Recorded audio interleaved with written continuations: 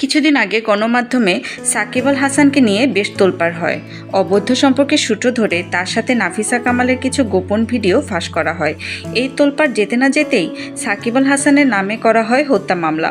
গণমাধ্যম থেকে জানা যায়, গার্মেন্টস কর্মী রুবেল হত্যা মামলার আসামি সাকিব আল হাসান। রুবেলের বাবা বাদী হয়ে সাকিব আল হাসানকে ২৮ নম্বর আসামি করে মামলা করেন।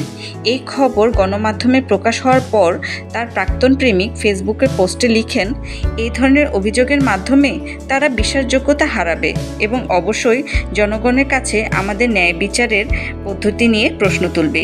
এই ধরনের গ্রেফতার নিয়ে কি বোঝানো হচ্ছে? শাহ আলমের মতো এখন বড় অপরাধীরা মুক্ত। যাই করুক না করুক, সাকিবের যে বড় বড় অর্জনের কথা কিভাবে ভুলে যাবেন?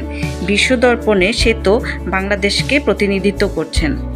আমরা যদি আমাদের মেধাবীদের মূল্যায়নই না করি, সেটা তো আমাদের জন্য দুঃখজনক। সত্যি সাকিবের জন্য খারাপ লাগছে।